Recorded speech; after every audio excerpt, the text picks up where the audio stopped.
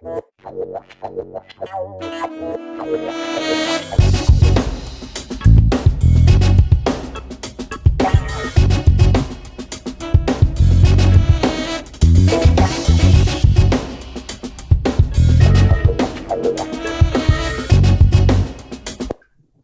yeah, good evening everyone. So welcome to our next webinar, Quick Talk, from the Renji Memorial ECC. So remembering our dear friend Renji on this occasion. So before we go to the proceedings of the day, let me once again remind you that we have a YouTube channel. The name is Renji Memorial Society ECC, and all our webinars, the previous episodes, all our webinars are uploaded here. And even after the sessions, today's session, we'll upload this today's session also tomorrow, which will you can view it from tomorrow. So please like and subscribe this channel. And this is how it looks like. So we have the past webinars uploaded here. So without much ado, let me welcome Paul, President, for the formal welcome presidential address. Yeah, thank you. Thank you, Anup. Good evening, friends. Welcome back to the 7th episode of Cricket Talks. The last session with Mr. Ramesh was very interesting, and a lot of interesting facts on and off the cricketing field was highlighted by him. The domestic and international season is going on full swing. Our Kerala boys have made it to the quarterfinals of the Vijay Hazare Trophy, and we wish them all the best to make it to the finals. In today's webinar, we are going to highlight the different set of heroes off the pitch, and people are also on the pitch. Often their importance and off the cricketing field is not recognized. The decisions which they take have a major significance on the results of matches and tournaments. For this very reason, they are also forced to work under tremendous pressure. So to get to know them very close, today we have lined up an experienced and recognized umpire and match referee from our own state.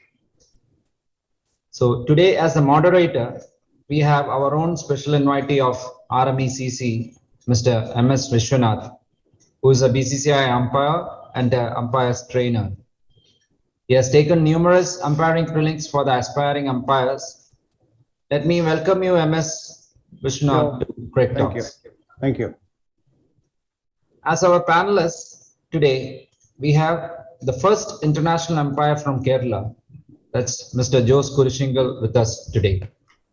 Let me welcome you, sir, to Cricket Talks. Thank you. The next panelist is also a former international umpire from Karnataka, Mr. Nandan. Welcome, sir, to Cricket Talks. Thank you. We have with us today as the panelists the current ICC Elite panel umpire and former Ranji team player, Mr. Ananda Patnaban with us. Let me welcome you, sir, to Cricket Talk. And finally, we have with us Mr. Narayanan Kutty, the current Elite panel match referee and the former Kerala Ranji team player with us today. Let me welcome you to Cricket Talk. Yeah, thanks, Paul. I would also like to welcome all the district association members, academies, current players, and the cricket-loving audience who have assembled here today. Today, we are highlighting the Pace Cricket Academy based in Perumbavoor, which will be shown after the Q&A session. A warm welcome to all our viewers on Zoom. So let's all sit back and listen to the cricketing experts. Over to you, Anup. Yeah, thank you, Paul. Let's go ahead with our next part of the program, that is the introduction of the panelists and the moderator. So before that, Kutty, you were saying something? I heard you saying something. Yeah, no, actually, we are all international panel umpires and referees, not Elite panel. Yeah. Okay. Yeah. Correct.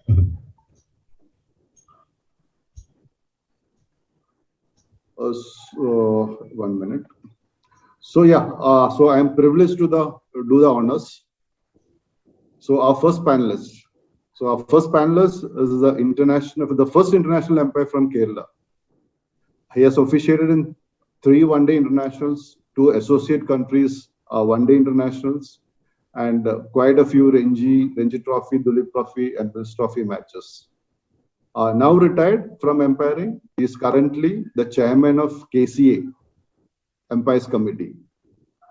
Welcome, Mr. Jose Kushingal. Yes, thank you. Second panelist is a former ICC International Panel umpire from Bangalore. He holds the rank holder in SSLC Karnataka Board and an engineering graduate. He has played first-class matches for Karnataka, and he is currently an umpire with BCC. Welcome, Mr. Nandan. Thank you. Our third panelist is a former first-class cricketer from Trivandrum. He has played for India A national team, international cricket, and for the South Zone and Kerala and for Kerala in Indian domestic cricket. He is a former captain of Kerala State Ranji Trophy team. At present, he is the ICC panel international umpire. Welcome, Ananta Padmanabhan. Hi. Our fourth panelist is from Calicut, a former Kerala Ranji opener. He has officiated more than 250 matches, including the IPL matches. At present, he is an ICC panel international referee. Welcome, Kuti. Thank you. So, our moderator for the evening is the former Joint Secretary of KCA, synonymous with Jolly Rovers Perindalmanna, and he has been umpiring for the last 45 years. And he has a unique record of umpiring continuously for 38 years for MS Nair Trophy. And this year is going to be the 39th year, which I'm sure he'll be doing the honors. And currently he is in the BCCA panel of umpires and umpires trainer, BCCA. Welcome, Mr. Vishwanath. Thank you. So before I hand it over to MS to start the panel discussion, let me ask you the first question and then take over. So from being a vibrant player, so what inspired you to take up umpiring, MS? Thank you, Anup. First of all, let me welcome my panelists, all elite people, and I am fortunate to be with them because for the simple reason that I have associated with them for the last 25 years in various capacities, either as a player, as an umpire, like that. So I think my job will be easy as a moderator with these panelists. Now, coming to the question part, since Anup has fired the first salvo to me, I should try to answer it as brief as possible. Umpiring, I never took it. It just happened. It just happened to me. Basically, what I was so enamored, just like any young kid, I was after cricket. I don't know who initiated it, how it got initiated, all those things. I just don't know. But somehow, maybe the name G.R. Vishwanath, my all-time favorite, all-time great player of India, that would have, because I vaguely remember he scoring 137 not out against Australia at Kanpur in 1960. I was a kid then. That name Vishwanath, myself Vishwanath, maybe that would have initiated me to cricket. I think that is the reason. Now it just happened, cricket, always cricket. Now later I realized that I'm not a game for as a player. I cannot make the cut, the expected level, which I am expecting as a player. But cricket is always there. Somehow I wanted to be in the field, but as a player, I'm not able to excel the way I wanted to be. So by chance, one day, I was asked to do umpiring. As usual, I just stood behind the stumps. Then I realized the charm of it. Not because of my umpiring acumen. I was watching the game so very well. I was enjoying the game so very well. So I thought the only umpires can enjoy the game. They are in the best seat to enjoy the game. So why don't be an umpire? Because all spectators from the ground, see such a long distance, they are seeing the game. Whereas an umpire is enjoying the game at a very, very close quarters.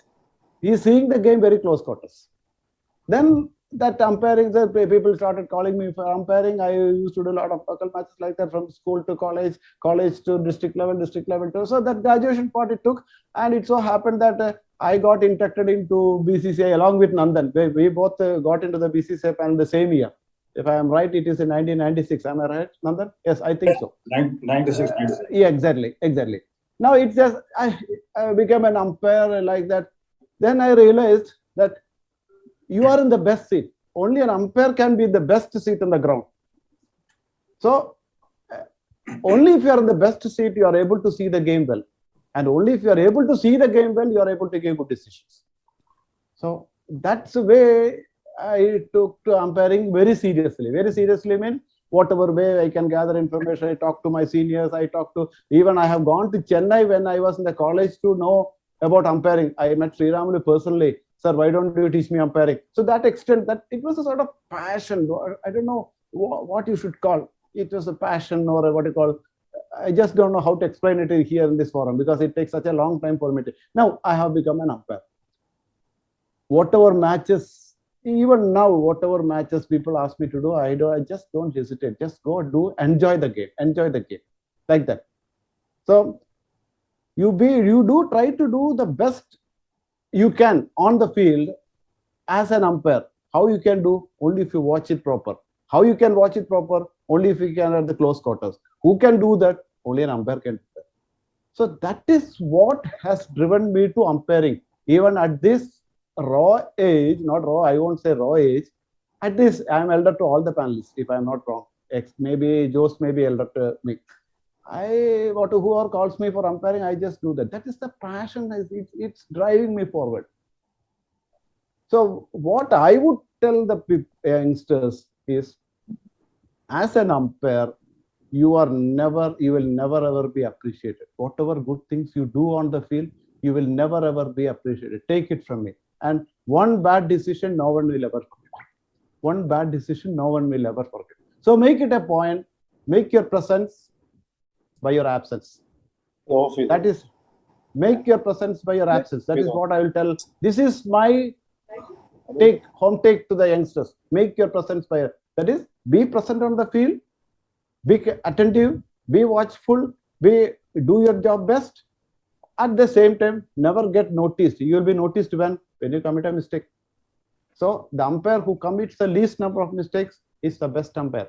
That also gives you a permission that you are a human being, you can commit mistakes, but as little as possible. This can be done only if you're watching the game proper. This can be done only if you're on the field. This can be done only if you're close to the action. That only an umpire can do. That has prompted me to umpire. Probably that may be the reason. And one more thing, never ever expect anything for what you do on umpiring. What I'm saying is, you try to do the best will come to you. Name will come to you, fame will come to you, money will come to you. Don't think that you can become an umpire, you can earn this much. This is some sort of advice to my fellow cricketers, fellow umpires, young umpires who are aspiring umpires. Never ever do that. Now you can talk. I think I have covered the question part of Anup because you can talk to any length of time. Since elite panelists are waiting, I don't want to take away their time. Let me go straight into the question hour session. Am I right? Now, over to you. Yeah, go ahead. Your time starts now. Yes, thank you, sir. Thank you. Now, I think first I'll go to Jose Kurshingal. Jose, after 25 years, we are meeting. Am I right? We have interacted. We have interacted a lot in the association meetings. You as secretary, me as joint secretary, we have discussed something, but never like this on this thing. I think it's more than 25 years. Exactly. Minimum is a minimum. Yeah. Because okay, if I tell more, people will gauge my age. That's not the problem. Anyhow, coming to that, straight away I'll come to the question. You're comfortable? Yeah? You're comfortable. Yes. Straight away I'll come to the question. Yes. Sir, you have umpired during the 90s. Yes. During the 90s. Okay. That was a period, if I'm not wrong, that the innovative shots in cricket were not there. Yes. You have umpired, and for reasons other than cricket, you left your this thing and you couldn't continue. There's history now. Now, what I want to ask you is, suppose you are umpiring a match today, and the team consists of players like Glenn Maxwell, Kevin Peterson, Abby de Villiers, who are masters of reverse sweep and switch hit. How will you cope up with the situation? How will your mental, that is suddenly from 90, an umpire of the 90s, suddenly coming to the present day scenario of a innovative cricket of batting. How will you adapt to the situation? And also one more thing, please enlighten our youngsters, please enlighten the aspiring umpires, the cricketers. What is the difference between a switch hit and a reverse hit? Over to you, Jose. Okay. Yes. As you said, Vishen, during the 90s and 80s and 90s, when I umpired, the switch hit and reverse sweep was not there. But when you said, I think it is not adopting, I think now we need an awareness, because the first time it happened, I'm sure there must have been some confusion. But now it is happening so regularly. I think everybody has accepted that this thing is going to happen, the switch hit or reverse sweep, etc. So only the umpire now has to be little careful and aware when it happens. For example, whether there should not be any confusion about LBW or calling of whites when this happens. That if the umpire is aware, he will take care of it. In my time, I didn't have to be, because that never happens. No, now it is very common. Now it is very common. Yeah, tell me. Shall I interrupt? Now, what I am asking is how you would have reacted. It is happening in your time. Now you are umpiring a match. Yeah. Umpiring a match. So what? Suddenly there is switch hit or reverse sweep. Yeah. Yeah. So the main thing what you have to adjudicate there is regarding the LBW and the whites. Other than this catch, etc., everything is as similar. When it comes to LBW, there's no confusion in the sense when the ball comes into play, that is when the bowler starts his run up. What is the at that point how the batsman is? If he is a right-hander, then you are already fixed which is the offside, the line of the off stump is there, line of the leg stump is there. That doesn't change if you play a switch hit or reverse sweep or anything. You decide on the LBW as usual. It's only when you come for the whites this thing becomes interesting. Do I have to go more into that or? Yeah. Please go on. No. What I mean is, if I was comparing that time, this was not there. Now it is there. But LBW, the law is very clear. When it comes to wide, there is you have to be aware that suddenly he changes his stance. How do you call the wide? Because when it comes to wide, you have to consider both the situation. When he was standing in his original normal guard position, when he changes also, both these are coming into consideration. So what happens is, previously when you are standing in the normal guard position, you had an offside wide and leg side wide. Offside, you have that leeway. Suddenly it changes to left hand. In the second position, the offside changes to this side. So you are considering both. So both will be considered as offside. Exactly. Yes. Same. When with regard to calling of whites only. Yeah. So you have the umpire, as an umpire, I have to be aware of that. So, because I should not make that mistake of thinking of the leg side wide. Yeah, exactly. That is the only thing the umpire has to be aware of. Yeah. That since it is happening now regularly, I'm sure almost all the umpires will be aware of that situation. I hope I have answered satisfactorily. Yeah. One more point. Please tell our aspiring umpires what is the difference between a switch hit and a reverse sweep. A lot of youngsters are watching this. Also, aspiring umpires are watching this. Reverse sweep, you have a grip in right hand or left hand. You don't change the grip. Exactly. For reverse sweep. Yes. Yeah. Switch hit, you change the grip. Even the hand changes. That is the difference between switch hit and reverse. Yes. Got the point. Anything you want to tell? Any take-off message which you want to give to our aspiring umpires? No, you mean to some advice? Take home messages. Advice to the aspiring umpires? Yeah, exactly. if you can give me do you maybe Maybe two, okay. three Then more- I will take it as a part of your second question. I will take it part of your second question.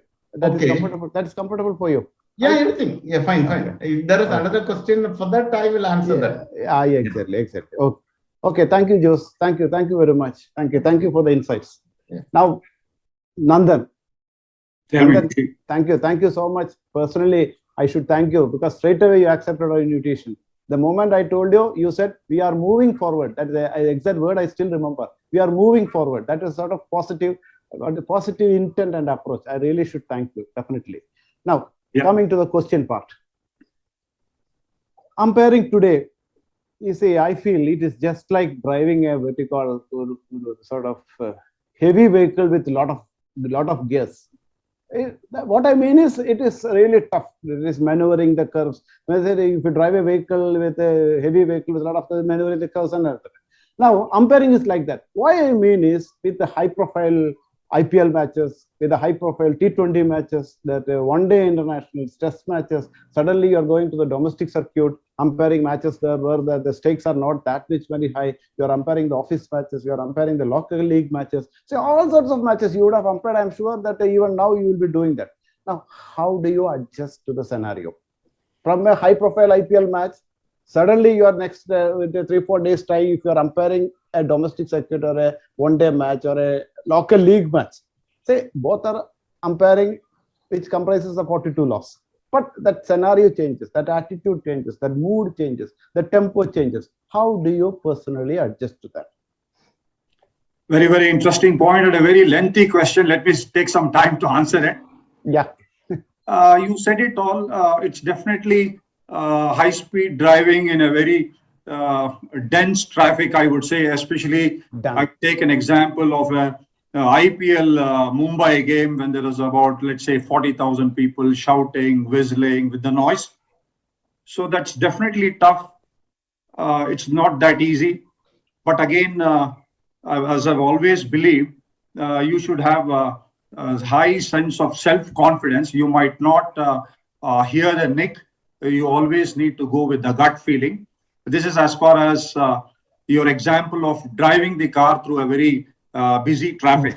Similarly, I would say with respect to a noise pollution in a packed, let's say as an example, Wankhede Stadium.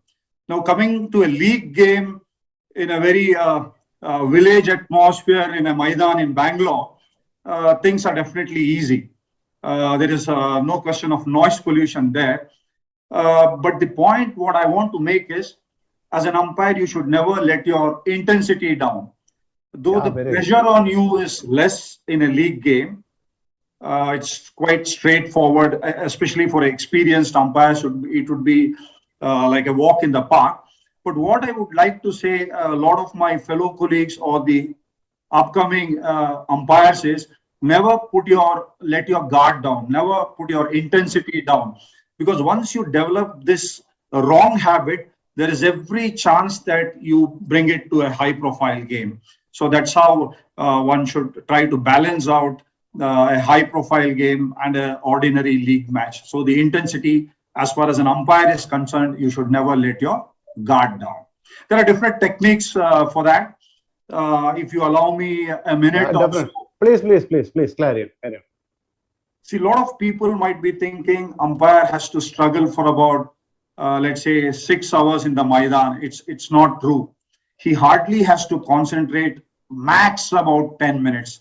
I think Vishy and my fellow panelists would agree on that, because there is something called a switch on and switch off. Once the bowler starts his run up, that's the peak intensity when the umpire really has to concentrate. And once the ball passes and settles into the wicket keeper, that's done. So that sort of small, minute moments in the game is what you need to concentrate. And the rest of the time, you can definitely relax and recoup for the next ball. And as the saying goes, it is ball by ball. So this is the technique what you should have in any game for that matter. And I always believed umpiring is like batting. How you take one ball at a time, umpiring is no different. It is also one ball at a time. You being a wicket keeper, is it not like wicket keeping also? Absolutely similar. You are a wicket keeper. You have Yes, to be yes, more. yes. You have to concentrate more than a batsman. Correct. No, in case of wicket keeping, the ball is coming into you. But in the case of an umpire, the ball is moving away from you. But apart from that, I don't think there is any difference. In this case, the ball is going away from you. And as a wicket keeper, the ball is coming into you. But again, the concentration levels are more or less the same. So what we should take, never lose your focus. Whatever be the level of game, never lose your focus. Let it be a league match. Absolutely. Let it be a high profile IPL match with the crowd roaring in, right? Absolutely. Am I, Right. am I right? That is the That is the bottom line, I would say. Yeah. Thank you so much. Thank you so much, Nandan. Yeah. Now, shall I move to Anandan, my old friend? Even though he is much younger, he is my very old friend. See, I have been his manager once. I did umpired for so a lot of we have got a lot of connections like that with Ananda. So I can be very frank with him, and with the questions also, I am very frank to you, Ananda. You are ready for it, right? Right. Yeah. Ready, yeah. You have played cricket in India at the very high level, which I am very proud of, really, and with distinction. With distinction, really, this distinction. One of the few umpires who have played cricket at the highest level with distinction. And now you have become an umpire at the international level. That also you are doing an excellent job. This is my personal assessment. You are doing an excellent assessment, excellent job. Now, how did you manage to shift your mental makeup from a player level to an umpire? Because as an umpire, you are dealing with players. As a player, you are dealing with umpires. You would have got some wrong decisions which you feel as wrong. Maybe the umpire would have thought right. So all those things have happened. Now on the field as an umpire, the same would have the other players. How do you cope up the situation? That's a scenario which has changed. Could you please enlighten us? Yeah. Thanks, Krishnan. Actually, like I just wanted to be occupied with the game. That was my basic thing why I took up umpiring. And I knew that I couldn't play this game forever. So maybe when I was around 33, I knew that my career was coming to an end. Maybe 1 or 2 years, I will have to stop playing for my state team, Ranji Trophy team. That's when I started preparing for my umpiring. Like I thought of taking up umpiring rather than coaching, because I felt in umpiring, I have a better scope of going up the ladder. And as you said, you take the responsibility of whatever decisions you take. So that was my basic approach towards umpiring when I started it off. But I should tell you, it was not very smooth to start with when I started my umpiring. And I was a bowler. So to me, like whenever I hit the pad, so it looked LBW to me, like everything was hitting the stump. So it took me about 1 year or so. And luckily for me, from my second year of umpiring, BCCI gave the cameras. Like we had cameras coming up for the domestic games, even for the junior games and one-day games, whatever it was, we had cameras. That's when I started to analyze. Like I didn't want to be a bad umpire. Having played the game, I know how a decision hurts a player. So my thing was to be an acceptable umpire to the players.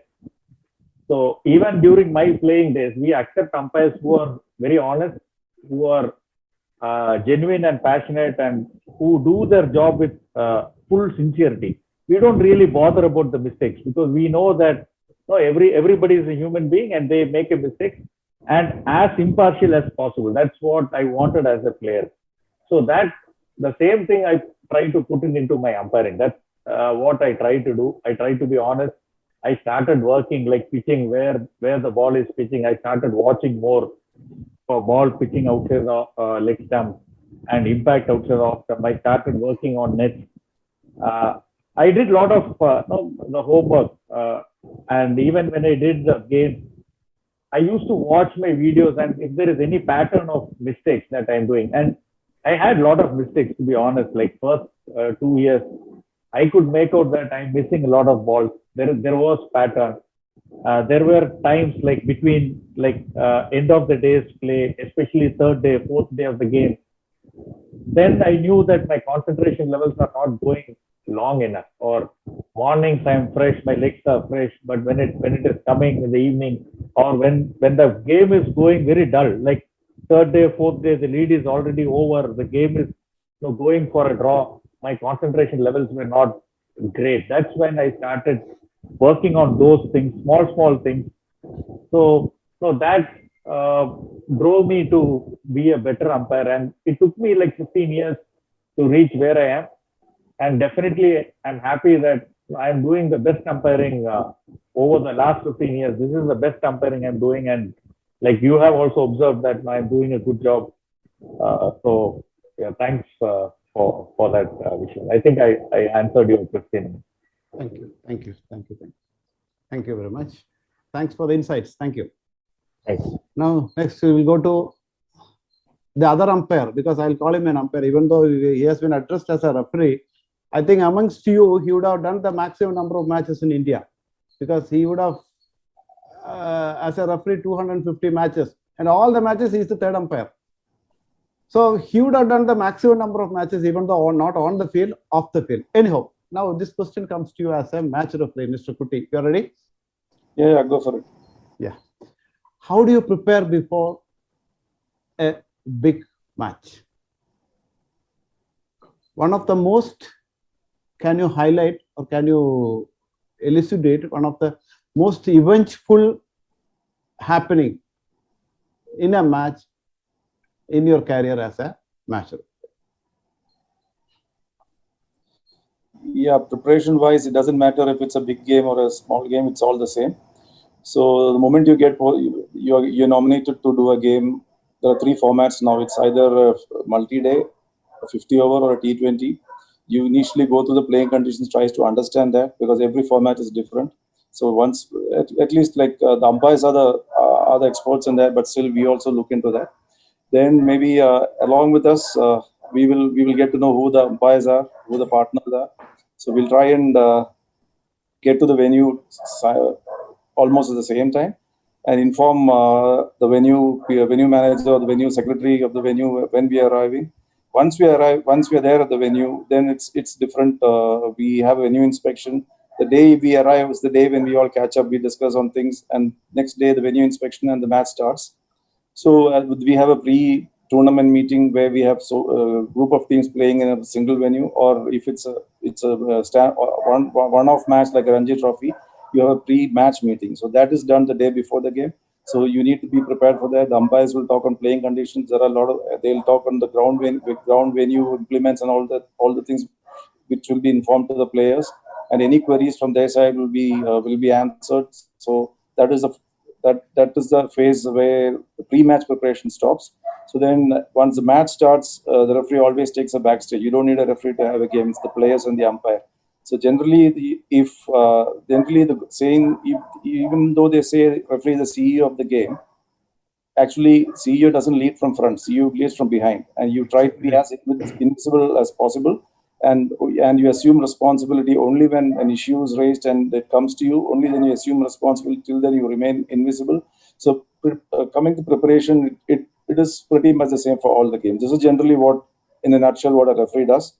And coming to incidents, maybe I'll take that I have not thought about it honestly. I'll take that if at all you have time to spare for me later. Yeah, sure. Thanks, Kuti. Anup, first round is over. Anything from this thing? Anything you want to ask the? Go ahead. It's all yours. You have got the time, right? So going as per schedule, am I right? Huh? It's going as per schedule. Yeah. Now, Jose, again, back to you. The senior most umpire here, back to you. As a senior most umpire. Sorry, my audio was down. Okay, yes. Carry on. The senior most umpire in the panel. So as the senior most rather, what advice you will give to aspiring umpires, or what advice you will give to players who want to take either umpiring or refereeing, because your seniority should definitely help them in advice. Go ahead. Thank you. Okay. I hope there are some people in the attendees who would like to become an umpire. I'm hoping so, because then only I think it will be useful if I talk something. We have informed quite a few. Let us hope they are there. Hopefully. I'll try to make it as short as possible. The thing is, my advice to umpire, you have to keep two words in your heart, two D's, that is. Two D's means determination and dedication. Good.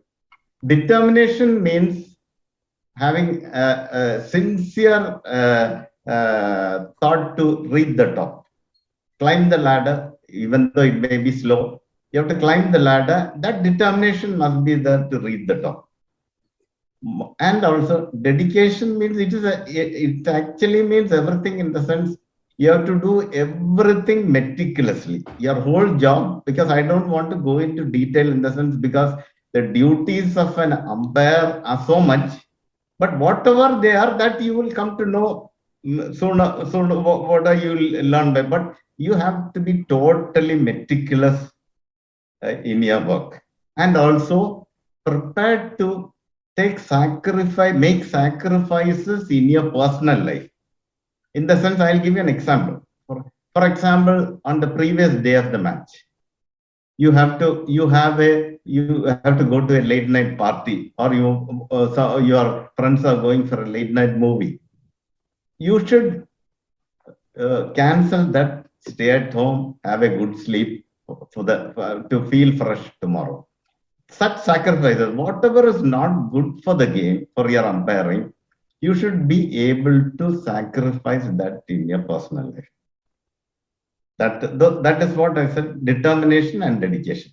2, next part is you have to be physically fit. Physical fitness is so important, because your concentration wise, from morning till evening, you have to concentrate ball after ball in the sunlight.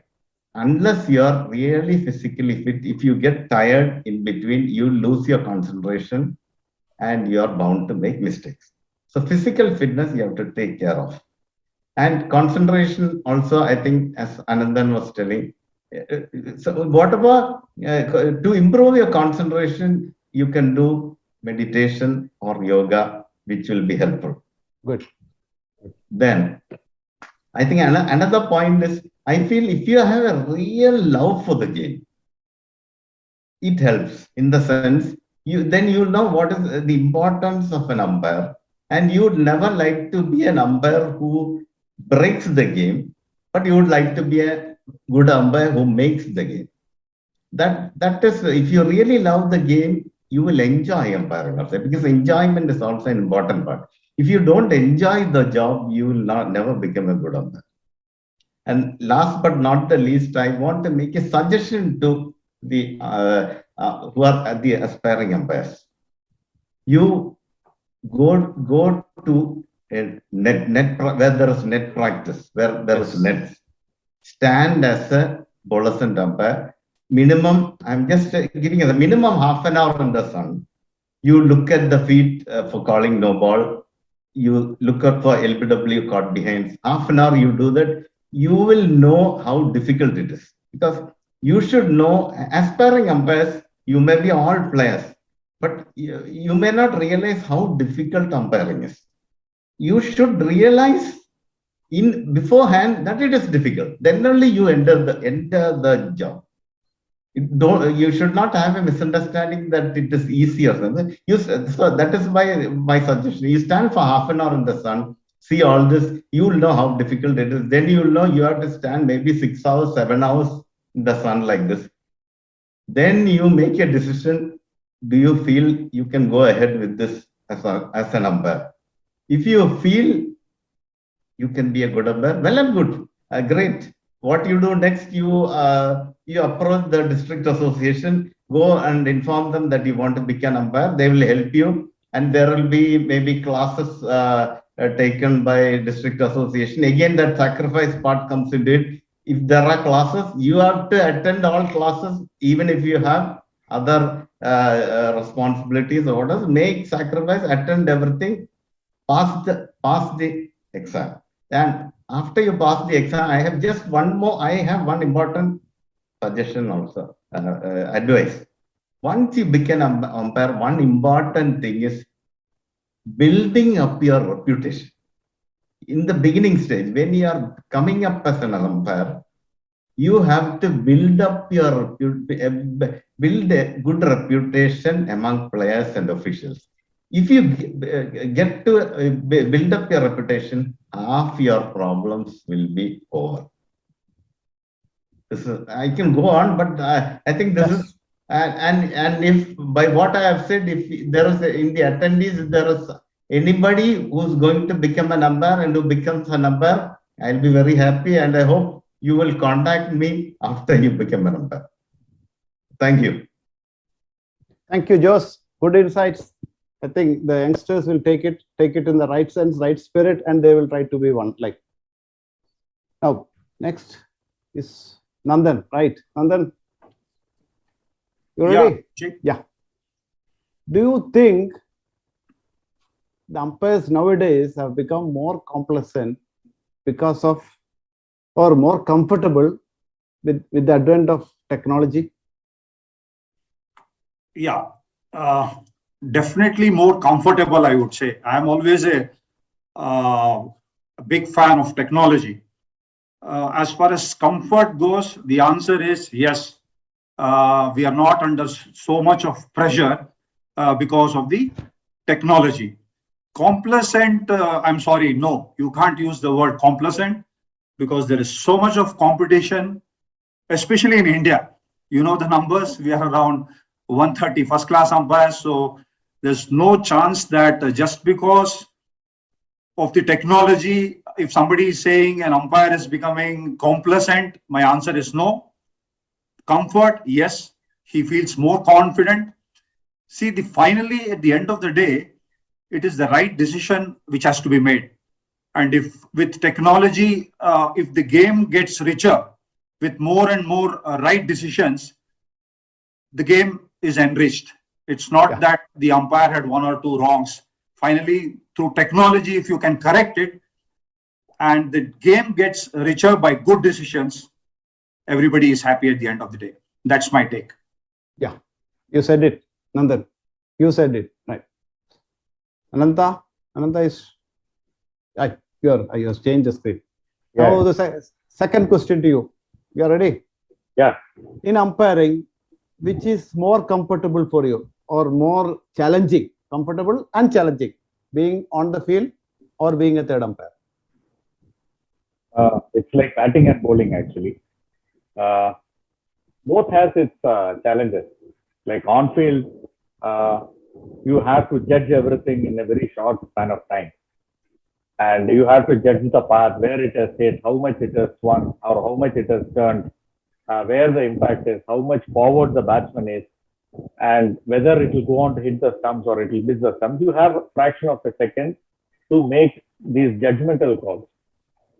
So that pressure is always there. You don't have time, but every time there is an appeal, you have to make a decision. Whether you are right or wrong, you still have to make a decision. And you can be wrong at times. So that challenge is always there as on-field umpire. As a third umpire, you have, as Nandan said, you have technology in your hand. But having said that, let me tell you, you cannot go wrong when you have all the technology all the time. You have 3 or 4 replays, you have angles. And the main challenge for a third umpire is the communication skill. Like how you direct the director, what you want, how you convey like the angles you want to see. And there will be many decisions as a third umpire where it will be 50-50, even after taking or maybe 5 or 6 angles. Still you are in doubt whether it is out or not out, like whether the catch is carried or whether the batsman's foot is on the line or the batsman has just made his ground. It happens, everything happens in one and the same frame. So how you tell the decision, the words you use, as a third umpire, you cannot miss any word. Like it is not like an on-field umpire where he has got it wrong. Still, the world will accept because the players have an option to take a DRS, and you can always say, "I'm sorry." No, you can take a DRS, you can get it rectified. But as a third umpire, you cannot do a mistake. That is, the challenge as a third umpire. So I think both has its set of difficulties, and you have to work. Like today's umpiring, if you are not a good third umpire, you cannot proceed further. Exactly.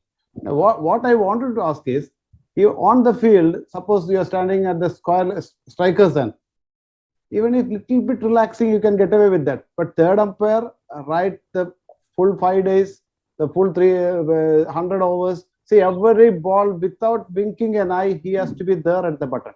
So I personally feel it is more challenging than being on the field. That's my personal take. Absolutely. Like you have your third umpiring is not just about the decisions. Like for Yeah, you have to, 6 ball, you have to count, you have to help the on-field umpire. Yes, exactly. That's what I'm saying. Yeah, you have to see you have to help them with the restriction, field restriction. So if you are watching the game from top, you are supposed to help them. And boundary checks, you are supposed to prompt them that it is close. You come up for you check it, and all these things. Like today, you are as a third umpire, it is more of a tactic. Like you need to be more proactive. You need to be like thinking as if you are on field and help your umpires as much as possible. And you have to know what technology you have. Like in different countries, you use different technologies. So you should be aware of the technologies you have in hand, how to use it, which angles or which camera has more frame rates and all those things. You have to be well prepared as a third umpire as well. So, but having said that, let me tell you, even on-field umpiring, like you cannot just say that third umpiring is difficult and on-field umpiring is not difficult. Both are, you have your challenges in both, and I enjoy doing both actually. But personally, given a chance, I would like to be on the field than being a third umpire. Which is not going to happen. That's a different story. But I would like to be on the field than being, because any doubt I can always refer to you. Yeah. Whereas you don't have a choice. You have to be precise. You have to be absolutely precise.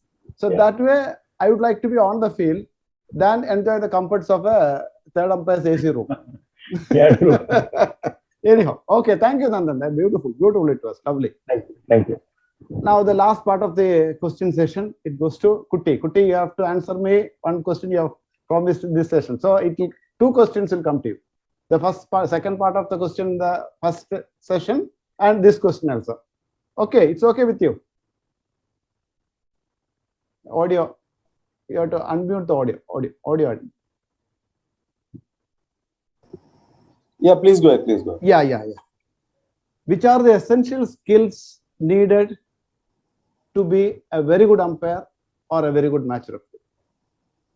Leave alone very good, an umpire, a match referee. Leave on that is very good and all is subjective. It is, so let us not go that way. An umpire and a match referee. And the second part of the question which I asked you once.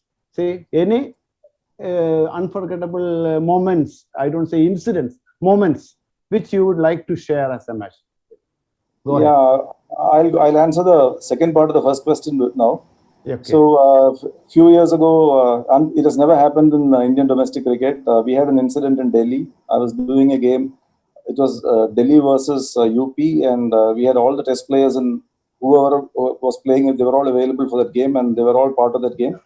So third day afternoon, we were playing at Palam grounds in Delhi.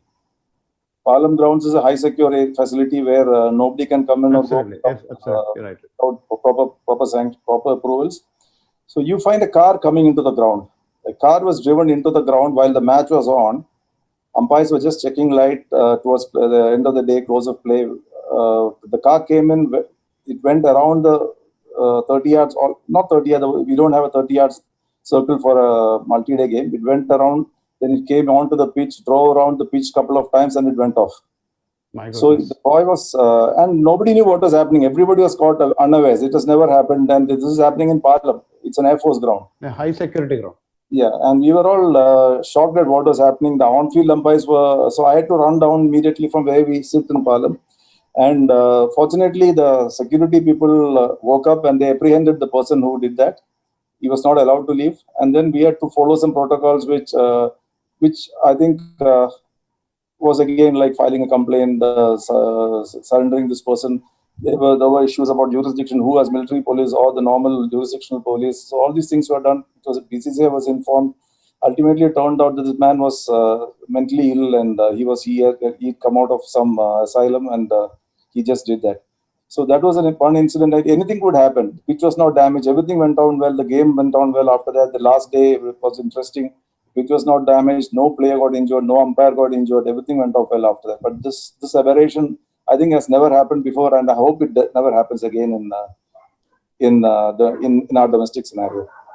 So coming to umpiring, I would say umpiring rather than a decision or it's now how good team man you are. Very good. It's how well you work with your partner, how well you work with your team. That is what is more important. How well you make others feel comfortable in that when you're around. That is what is most important now. Decisions now, like when you're doing a game which is televised, and you have a third umpire to help you out on most of the decisions. And ultimately, the bottom line is the players' decision should be right. Like if you have made an error, which is an honest mistake, third umpire, it is referred by the players, and ultimately decision is corrected. The players are not unhappy about it; they are okay with that. So they accept that as honest mistakes. So now on-field umpiring decisions, I would say the better team man. I would like to have a person who is a better team man in my PCT, and I would say both Ananda and Nanda sitting here are exactly that. So. And again, what you need to be a good referee, like you have to understand the job profile. You have to understand that you are projected as a leader, but you are not the leader actually. You are leading from behind only. The front runners are the players and the umpires. If something comes to you, or you have to address something, you assume responsibility. The person who understands the job profile will do the referee's job to perfection. That's what it is. You don't get excited by the word you are the CEO of the game. That's a very powerful word for that. You're not required for the game to happen. So the referee who understands that and who works well with umpires, makes them comfortable, and I would say would be the best referee according to me. That is my take on refereeing and umpiring as well. Yeah, I will add one more thing, because when Anil Kumble came to one of our seminars, because Simon was there, he addressed the umpires. He said, we don't mind the umpires committing mistakes as long as you are consistent. Not consistent in making mistakes, inconsistent in your decision, like giving voids or LBW marginally decision you are giving to one team. If you don't give to one team, another, I think Nandan will remember that. Anil had come for our seminar. See, what the players expect is, I think it is consistency from the umpires. Am I right? Consistency. Yeah, that's a very big word. Yeah. Consistency. Everybody would like umpires to be consistent. Consistent. That's what he said. We don't mind you commit mistakes. It's a part of the game, but be consistent. That's what he said. So that's a good, message which is given to the umpires. Anyhow, Anup, that question part is over. I think we have maintained the time frame, everything within this thing. Am I right? Great. I think it's the first time that during a webinar series we are dot on time. Thank you very much for that. That because umpires are there, because they keep time. That's yeah, I know. The advantage of having umpires on the panel. Yeah. Thank you very much. They keep time. Yeah, I think just a request to all viewers, you can put in your questions in the chat box on Q&A. And let me start with there are a few questions. I think we'll straight away go to the Q&A session. This question is to Nandan. Yeah. By Santosh. Santosh. To what extent do you foresee technology taking over on field umpires' role in future? Wow, I really love this question. Good. My fellow colleagues, most of them may not like the way I answer. I see in a few years from now, umpires would be just pure facilitators. They would be there just to facilitate a cricket match. For that matter, with the DRS around, it is more or less this facilitating a cricket game now, because anything you do, the player can challenge, and you have the technology as a backup cover to finally arrive at the right decision. pinpointing that question. In a few years from now, I wouldn't say umpires are not required for the game, but they will be purely as facilitators for the game. You said it, Nandar. Yeah, thanks. Anandan. Yeah. Anandan, I think you should share some interesting incident which happened during your umpiring days. We heard a lot about your cricketing days, but some interesting incident during your umpiring day. Well, actually, twice in Ranji Trophy, I had to officiate from both ends. One was Ranji Trophy final between Saurashtra and Bengal. That was the last Ranji Trophy finals that happened domestic. After that, COVID has not allowed us to have. So that was one incident, and there was another one between Punjab and Bengal. Again, two matches of Bengal. One umpire from South Africa, he had come for the exchange, and something to do with the food he had, maybe some butter chicken or something, and he had some problem with the chest. Like he had a feeling that it could be an attack or something like that, but it turned out to be a gas problem. So twice I had to do from both ends, and it is not easy, and especially in finals of a Ranji Trophy game, with TV and all those things. And normally we like to have a breather when we are in the square leg. That's the time you can relax, think about your home, some work, pending work, what has to be done. All those things will be going through. And I was with the bank for some time till 2018. So during that time also, when I am in the square leg, I used to think about the jobs that has to be done, the reports that has to be sent.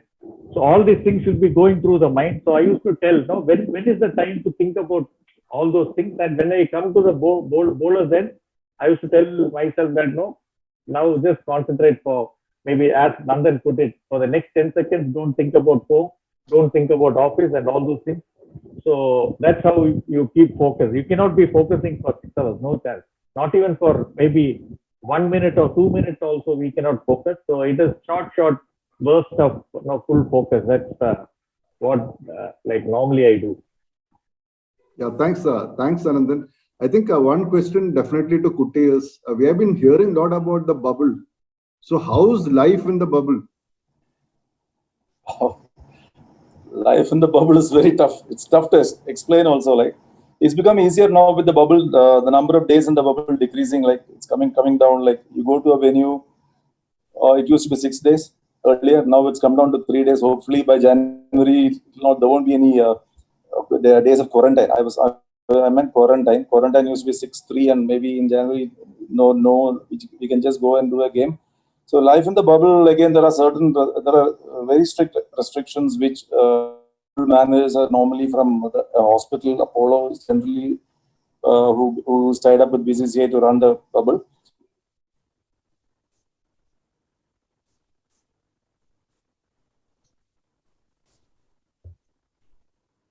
Kutti, we are not able to hear. There's a connectivity issue, I think.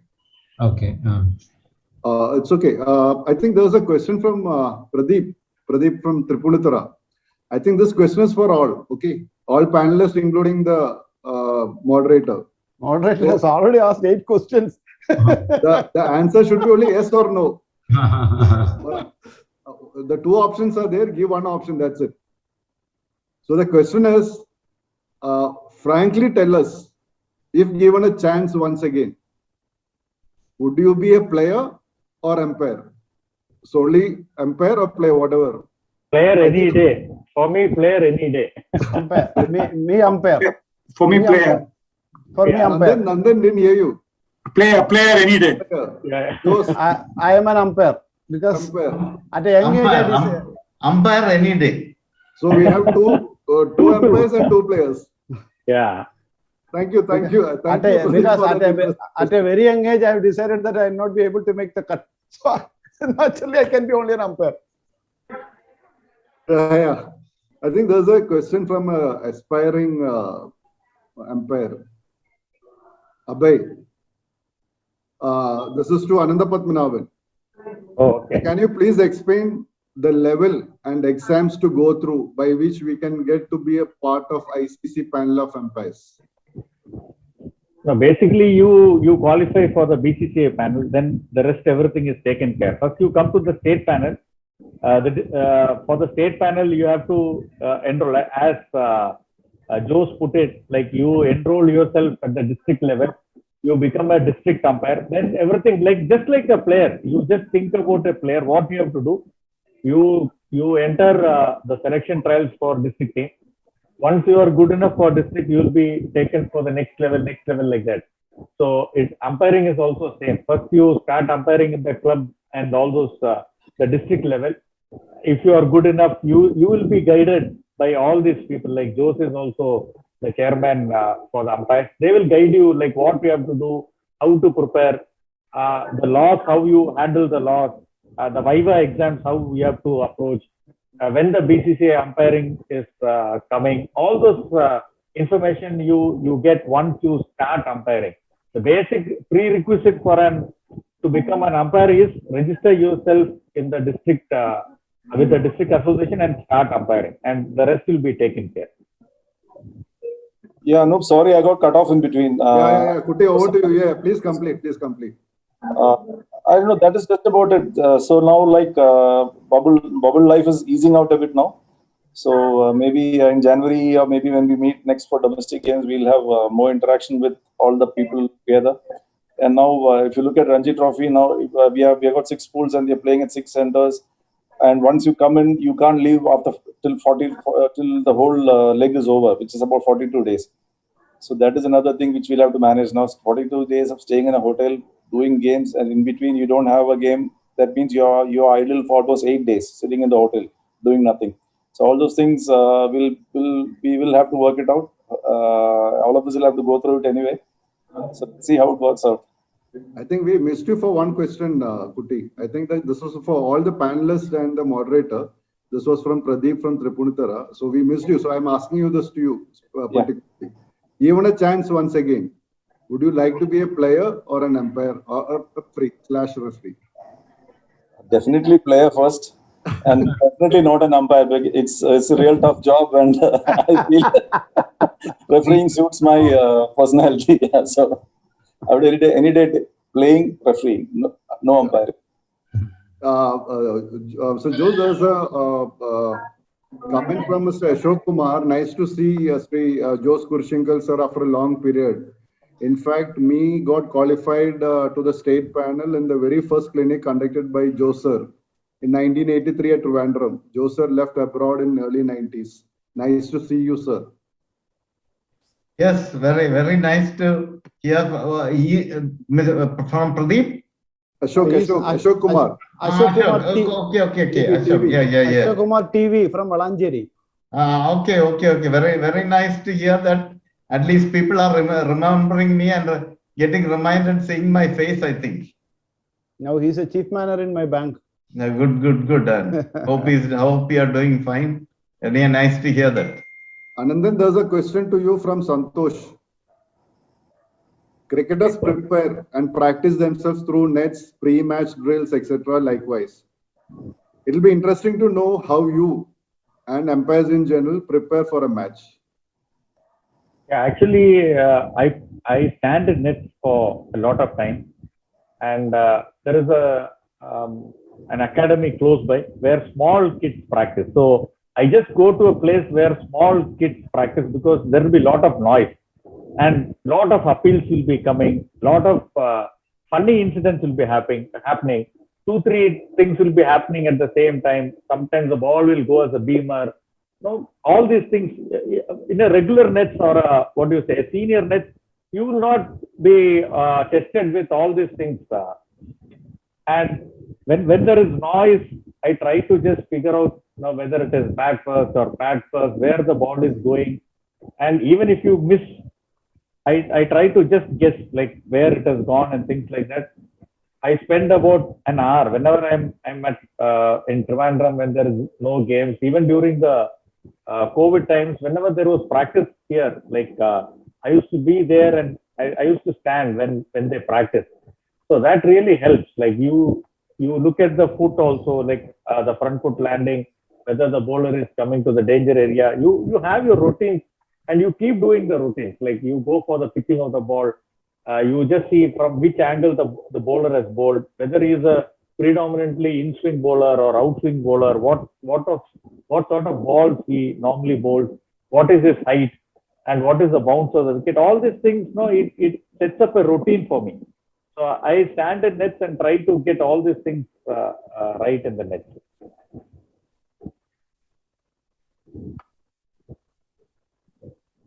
Anup, unmute you. Anup, just Yeah, to thanks. Yeah, Paul. a question to Anandan again. Can you give us a better clarity as a third umpire, this DRS rule on LBW? How is it judged generally? Because when you see it, a lot of people have confusion when the impact is outside. So what is the actual rule regarding for a third umpire to choose? The LBW rule is the same, okay, with DRS or without DRS, whatever it is, it stands the same. If the impact is outside the off stump, if the batsman has made or he has tried to play at the ball, then if the impact is outside the off stump, he is not out. That stays the same. If he has not offered a shot, then the ball tracking comes into play. So normally, as a third umpire, if you have a feeling, normally when you see a replay or something happens, you know whether he has played a shot or he has not offered.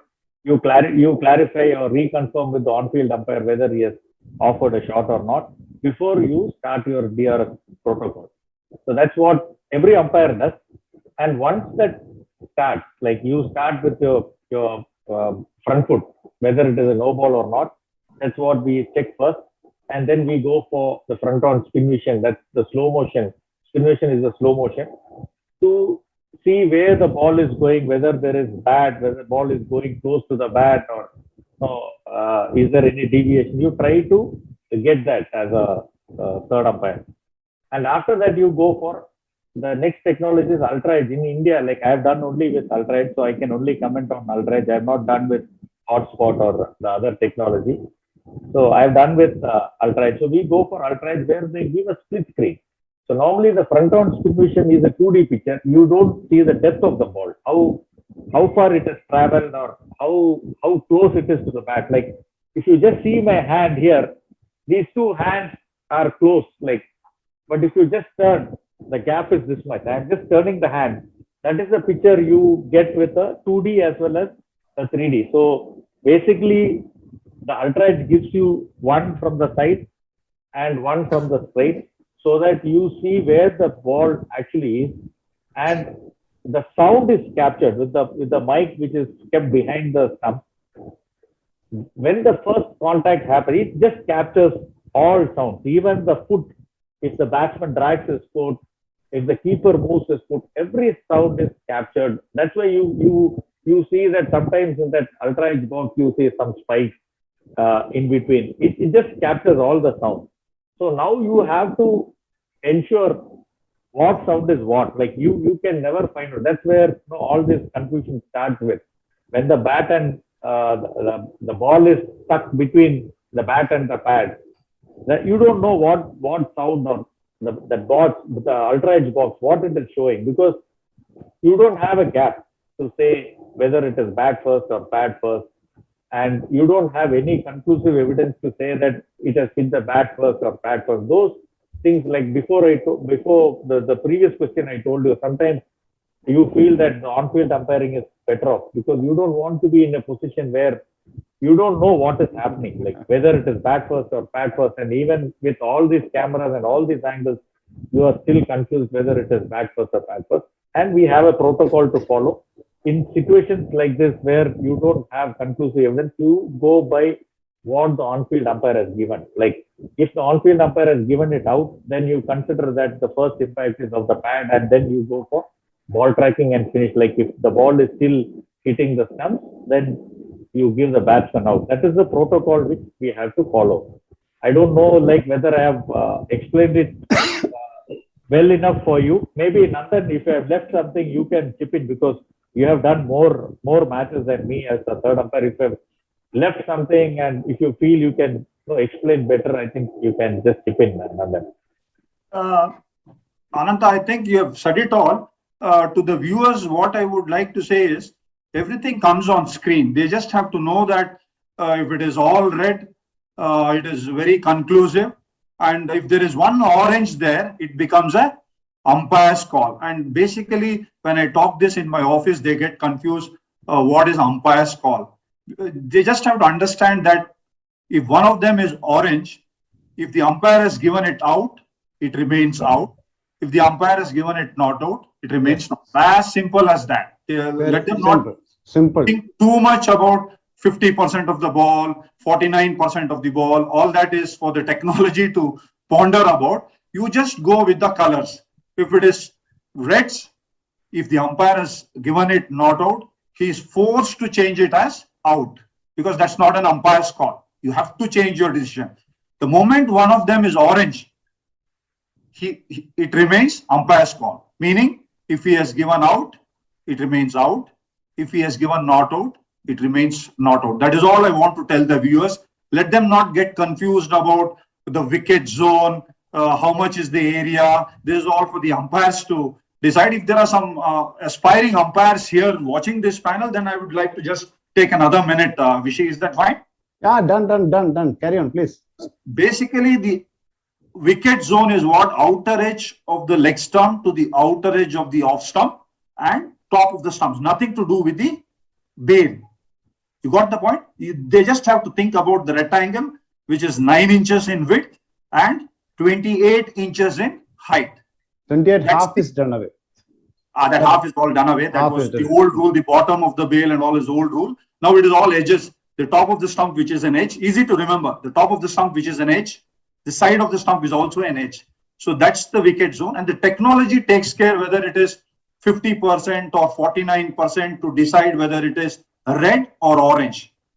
As an umpire sitting there, we don't decide it. A lot of people have this doubt whether umpire decides that as half ball or quarter ball or 3/4 ball. No, it is the cameras, it is the technology which decides. Umpires just have to interpret it. The moment he sees red, and if the umpire has given it as not out, he asks him to overturn the decision and rule it as out. Suppose the moment there is one orange, then it becomes an umpire's call, meaning if the umpire has given not out, it remains not out. If he has given out, it remains out. I think Ananta has very clearly explained a lot of aspects to DRS. I just chipped in with 1 or 2 points. Yeah, exactly. I hope it is making, it is completing the You finished it. Yes, thank you. Finished it to perfection, really. Yeah, thanks, Nandan. You said it all. You made my task easy, Anand. You finished it to perfection. That's it. Technology man, I suppose. Nandan, is there any possibility of having bats with a chip in future? Oh yes, already a lot of R&D is happening. And if that comes, the interpretation part which Ananta was talking, with 2D technology, it is becoming so difficult because a human being has to interpret that whether it is bat first, whether it really hit the ball, hit the bat or not.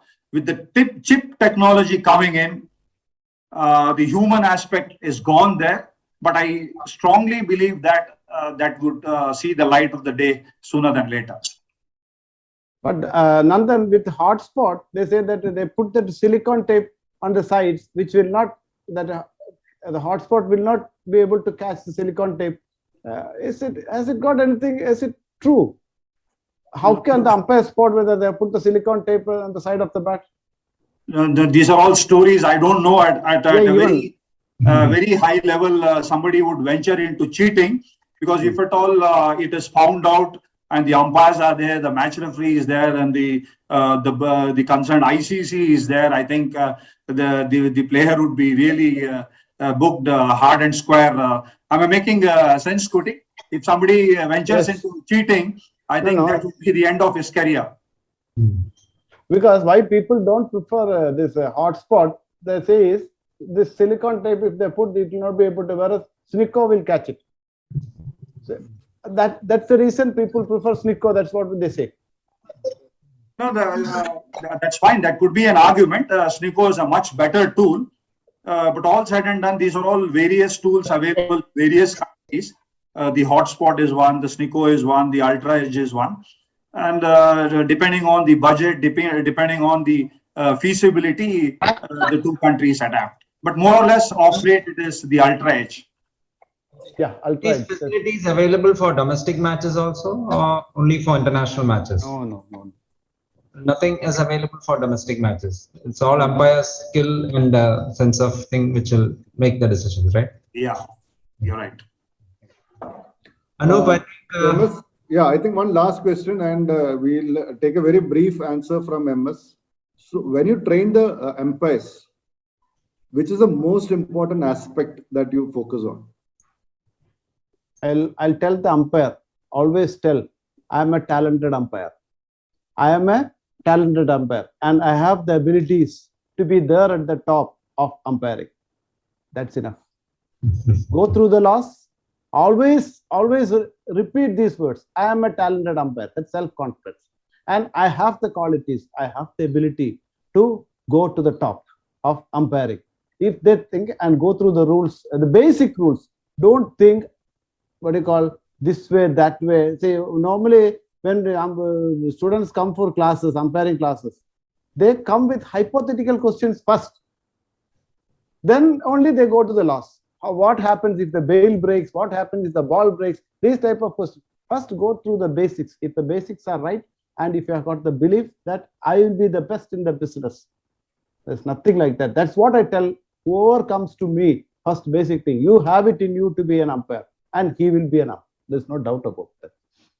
That's my feeling. Thanks. I think Paul will.